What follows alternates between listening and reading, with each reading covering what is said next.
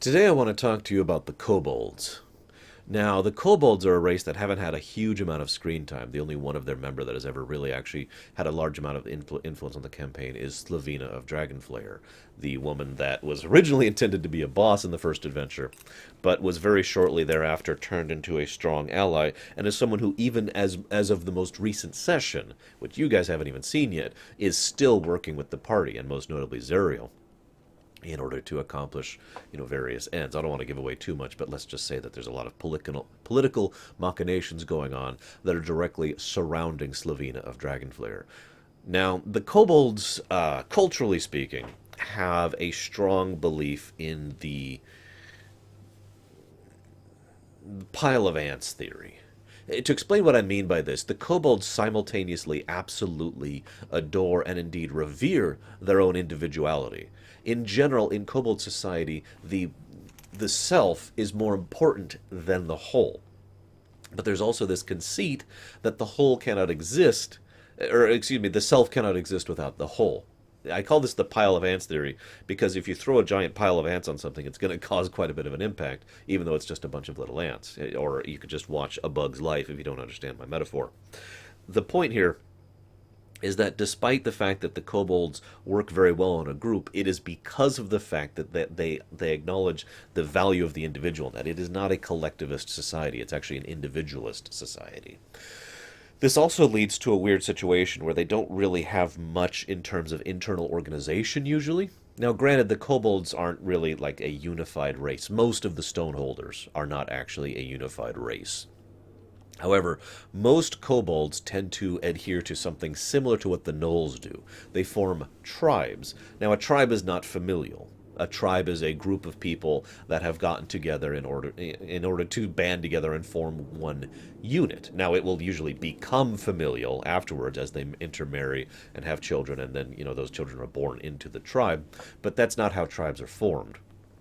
Now, it is also worthy of note that this tribal mentality it tends to lead towards some interclan issues because oftentimes, let's say I'm finding a new tribe here, and then these people from this clan and these people from this clan want to join, but these people from this clan don't like these people from this clan, and sometimes this is allowed, sometimes this isn't. There's actually a fairly large amount of internecine conflict amongst the kobolds. In fact, it is actually quite rare that you will find a tribe that is actually unified in purpose. A lot of that because of their individualist perspective. They are very chaotic overall and tend to lead more towards an anarchic order. Any given tribe, there's usually not a leader of that tribe, not in the strictest sense of the word. They will usually elect someone to be a representative when they have to deal with other groups and forces, and they will elect someone who is usually someone else, actually, in order to be a military leader if they ever have to engage in some kind of actual military action. Otherwise, though, it's every kobold for themselves. You are expected and indeed required to take care of your own business and your own manners, and if someone else asks you for your help, that is entirely up to you if you choose to help them. However, there is one way in which the kobolds are very, very unified, and that is when dealing with the centaurs. The kobolds have had long standing conflicts with the centaurs, usually over land, since both kobolds and centaurs tend to value the same kind of land. And it's funny because the kobolds prefer this sort of more moist, marshy kind of areas because of their physiology. It's literally more comfortable for them. They are more at home in some place that is dark or dank or wet than anyone else. The centaurs prefer that land because it's the only place they can be left alone because nobody else wants it, except for the kobolds, of course. There's the occasional interaction with mossworts who also tend to prefer that type of land. But the centaurs are the ones who usually actually fight the kobolds over it. Mossworts will usually say, hey, can we set here too? The kobolds are like, yeah, sure, do whatever. Centaurs will say, this is ours! Stab, stab, stab. So anytime any given centaur is actually detected by a kobold, that kobold will usually run for their friends or mates or family or tribe or even fellow clansmen, even if it's across tribes, and say there's been a centaur sighted. And the kobolds will unite as one and become the pile of ants and just roll over the centaurs. It is worth noting that the kobolds universally win these conflicts, but that's from the perspective of the whole. Anytime kobolds clash with centaurs, a lot of kobolds die because one centaur is stronger than many kobolds. However, of course, the kobolds vastly outnumber the centaurs, hence leading to a weird balance of power between the two. It is also worthy of note that the centaurs, especially in more recent times, say within the last 50 years, have gotten much, much more clever about the way they deal with kobolds. They will often provoke kobolds with a single centaur, gathering the group of kobolds, and then they will lead an entire raiding party upon the kobolds, which may actually succeed and win that battle, because when you get a lot of centaurs together, that's a force to be reckoned with, especially with their very primitive form of magic, which I don't want to talk about here. Centaurs are another thing to be discussed in the future. This is actually one of the reasons why several kobolds decided to try and gentrify. They were sick of this. They were sick of this constant fighting over territory and constant just struggling to exist. So a large number of kobolds, not as any part of a unified thing, just by natural, several kobolds, thousands upon thousands of them, basically all had the same idea at the same time. They said, screw this, and they left. They left the Stonehold region in general. Some left as a group, most left as individuals. I don't think the party has actually encountered anyone like this yet, unless there was the one in Holtberg, because there's actually a restaurant in Holtberg run by a kobold. Because, ironically enough, the entire individual thing works well in civilized society. When you're just a guy who doesn't have to adhere to, a tribe or a clan or whatever, who doesn't have anyone bossing them around constantly, you can just go get a job and live your life and be concerned with yourself and nothing else. It actually works quite well for them. And so there are a few dozen thousand kobolds scattered throughout the four prime nations, most notably Alluvia, which is where most of them settled, although a few in the Confederacy, the former Confederacy as well, who are just living their lives, usually as merchants, sometimes as trackers, sometimes as bounty hunters. A few joined the flock, a few joined the mercenary corps, that kind of thing. They're all over the place. The one big exception is Slavina herself. I'm going to talk a little bit about her backstory, because I'm not sure the viewers really understand Slavina's significance. Slavina was an exception. She was a very wise kobold. In fact, her wisdom score is her highest feature. And she was also a yellow mage, which is also pretty damned rare amongst them. Very weak yellow mage, not particularly gifted, but the fact that she knew yellow magic at all was significant. She was someone who gathered together a tribe and said, she kind of did the same thing Snarg did. Or not Snarg, wrong character. Oh my gosh, I can't think of his name. Gnawbone. She did the same basic thing that Gnawbone did. In other words, she was kind of sick of the constant infighting, and so she basically left, took some of her own family with her, tried to find a new land for themselves, didn't work out, tried to go further south, didn't work out. As she was going, basically a sort of a tale spread around her of one kobold who was a good leader. The very concept of a kobold leader, who was actually a good leader, was such a rarity and such an unusual thing that a lot of kobolds flocked to her just because of the gimmick of it, for lack of a better term. She was extremely charismatic and actually unified the Dragonflayer clan almost in its entirety, and managed to find a home away from home in under a ruin that used to be a fortress built into the base of a cliff near Al-Irat, which is in the Al-Jalima state of the Navarre Confederacy. She and her kind had actually lived there for many, many years, and it was a nice, dark, quiet, dank place on the base of a river, which had access to plenty of food and plenty of farmland, and they were pretty much set. And they lived their peaceful existence right up until the gnolls showed up, which led to some issues that I'm not going to reiterate here. Slavina herself was more than capable of arranging a truce with the gnolls and with the party when the party finally shows up.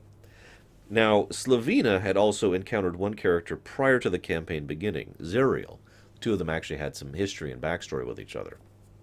Zerial had encountered her while doing jobs for the Undermarket, which does a lot of business in and through Stonehold, and the Stonehold region. And so when Zerial ended up interacting with her, it took very little time for Zerial to basically arrange for her to go to what Zerial believed to be safe haven. It took very, very little time for Toltarn, the governor of Al-Jalima, someone who is very intelligent and capable of identifying someone else who is of an asset, if you will, to basically promote Slavina to his executive advisor, and she is now effectively the political head of the Al-Jalima state, with Toltarn being the one who's actually the one in charge, with her, being chief advisor. Lord knows a lot of the events of this campaign have been revolving around Al-Jalima, but this is especially relevant to the plights of the Gnolls and the Kobolds, because a huge number of Kobolds refused to flee to Alluvia and take up the offer that was given there, the offer of military service in exchange for citizenship, because a lot of the kobolds simply felt that joining a military unit was not going to be something that they were going to find acceptable. Not just because of their individual perspective, but because of the fact that they would immediately be turned around and shoved into a war, and most kobolds didn't want to deal with it. There are a few who joined the war, but not many. So the kobolds just kind of scattered, and right now they don't really have a home in any strictest sense of the word. They have been almost completely driven out of the Stonehold region, and there's some stuff going on up there that the party hasn't encountered yet, so I'm not going to talk to you about it. But yeah. I suppose I haven't described kobolds physically. I've always just mentally envisioned them as more the D&D variety than, say, the WoW variety. Much more lizard, much more draconic in their own way. They don't actually have wings. They are fully bipedal. They do have these double layered claws. The outer layer is the one that they use for attacking or self-defense. The inner layer is more for manipulation of small objects, that kind of a thing. And their tail is fully prehensile, and they can do quite a bit of manipulation of tools or their environment with just their tails. They are also the source. I shouldn't say that. Kobolds have a very strong oral tradition, as you might imagine. They tend to pass stories around extensively. This means that nobody really knows the full extent of kobold history, for example, because it's been constantly tossed around in ways that has been embellished upon for literally centuries at this point in time. So, kobolds don't really have a strong sense of history or where they came from or anything like that. That being said, in the broad sense, they don't really have much of a culture, and they don't really have much of a civilization, not counting the recent incidents. But from an individual sense, they have a very, very strong respect for specific individuals. For example, Slavina is, of course, a great example. Many, many kobolds actually revere her as this great leader of the kobold people. God forbid if she was ever actually to unite the kobolds. That'd be horrifying. That would be similar to what happened with... I suddenly can't think of his name. The Drudge who united the Drudges and founded Collier as a result. I can't think of his name right now. I'm sorry. Anyways, but for example, a kobold is much more likely to respect, an elder or a friend or a warrior or a teacher or a really good cook or someone who really knows how to patch up those those knots in my tent, than they are to revere a leader or an entire group or whatever. And of course, that respect can go away at any point in time, and usually only lasts until they stop interacting with each other. So kobolds tend to form very tightly knit societies that nevertheless are very temporary. In very, very little time, any given kobold society will break apart. In other words, and I feel like I'm describing this improperly, prior to the most recent events, kobolds would unify and then immediately break apart, and then unify and then break apart. And this is just, if you could just picture all the different kobold across the Stonehold region, forming groups, breaking up because of whatever circumstance, and then forming groups with other groups who then break up. And that's pretty much the fluid nature of their culture. That's all I've got to say about the kobolds. I hope you'll join me next time when we'll be discussing whatever it is that is up next on the thing. So, see you around, guys.